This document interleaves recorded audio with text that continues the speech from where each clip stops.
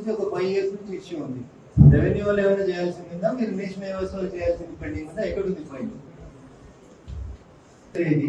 మీరు చివరిసారిగా ఎప్పుడు రెవెన్యూ వాళ్ళని కలిసి మేము ఇక్కడ సర్వీస్ రోడ్ వేయడానికి మాకు ఈ భూమి తక్కువ ఉంది ఇవ్వండి అని మీరు ఇచ్చిన అప్లికేషన్ ఏది? మీ పీడీ గారు ఏది? ఎన్ని సంవత్సరాలు తీసుకుంటారు? ఒక సర్వీస్ రోడ్ 200 మీటర్లు ఆగిపోయి విలేజర్స్ ప్రతి ప్రజావాణిలో వచ్చి కలెక్టర్ గారితో దరఖాస్తు ఇస్తారు, అమ్మ మా సర్వీస్ రోడ్ పూర్తి చేయండి అని. మీరు మాకు కనబడరు, పీడీ గారు కనబడరు. మాట్లాడితే రెవెన్యూ వాళ్ళు భూమి where is your application? RDO గారు దీనికి సంబంధించి ల్యాండ్ ఎక్విజిషన్ లేదు. ఒకసారి మీ ఆఫీస్ లో చెక్ చేయండి సార్. నాకు చెప్తున్నంత బట్టి 21 లో మీ ఆఫీస్ నుంచి ఆ ల్యాండ్ ఎక్విజిషన్ సంబంధించి ఆ మసీదులకి 1 ఎకరా స్థలం రెవెన్యూ నుంచి అలొకేట్ చేసినట్టు నా దగ్గర ఒక లెటర్ ఉంది. 21 లో ఇచ్చారు. మన ఎమ్మెల్యేలకు ఎంపీలకు కలిసి పలానా ఫైల్ పలానా ఆఫీస్ లో పెండింగ్ ఉంది, మీరు ఒక మాట చెప్తే తొందరగా క్లియర్ అవుతుందండి అంటే చేయించండి. సో నేషనల్ హైవేస్ లో డబ్బులు బాగా వచ్చి నేషనల్ హైవేస్ డెవలప్ అవుతున్నప్పుడు దేశం బాగుపడుతుంది కాబట్టి ఆ ఇనిషియేటివ్ తీసుకోండి. 2 months బ్యాక్ ప్రపోజల్ పంపించాము.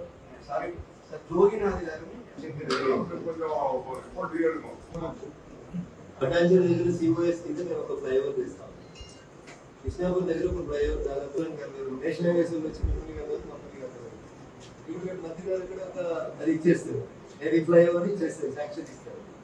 ఇంకో నెల తర్వాత మెట్రో వాళ్ళు వస్తారు. పటాన్చెరు దగ్గర ప్లేసే తక్కువ ఉంది, ఇక్కడ ఫ్లైఓవర్ ఎట్లు కడతారు, మళ్ళీ మెట్రో పిల్లర్లు ఎట్లు వస్తాయి, మళ్ళీ రేపు కొనుగొట్టు ఈ రోజు కొనుగొట్టు ఇవన్నీ దర్శన వాతావరణం. ఇది సిఓఎస్ కింద నేను 3 months క్రితమే ఇక్కడ నేషనల్ హైవేస్ కృష్ణప్రసాద్ గారితో చేంజ్ ఆఫ్ వర్క్ కింద స్కోప్ కింద పటాన్చెరు ఇచ్చినప్పుడు 2 కొత్త బ్రిడ్జిలు మంజూరు కోసం అని 99% వర్క్ పేపర్ వర్క్ కంప్లీట్. ఇప్పుడు రేపు శాంక్షన్ వస్తుంది. మెట్రో పటాన్చెరుకు శాంక్షన్ అయింది. రేపు మాకు వాళ్ళు కూడా వచ్చి మెట్రో సర్వే అంటుంది. ఈ 2 కోఆర్డినేట్ కాలేదు అనుకోండి.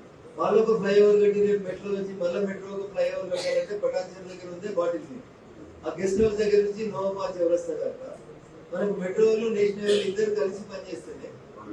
కింద రోడ్ పోతే పైన మెట్రో పోవడం లేదా కింద మెట్రో పోవడం పైన రోడ్ పోవడం అనేది జరగాలి. 75 cases have been filed from BHL Chaurasta to Sangareddy Chaurasta by different landlords in the different capacity. So the national highway ఇంతకుముందే 100 feet ఉంది మేడం. సుప్రీం కోర్టు ఒక జడ్జిమెంట్ కూడా ప్రార్థనా మందిరాలు, దర్గాలు, మసీదులు, దేవాలయాలు అన్ని తీసేసి రోడ్ క్లియర్ చేయమని ఆనరబుల్ సుప్రీం కోర్టు ఒక జడ్జిమెంట్ ఇచ్చింది.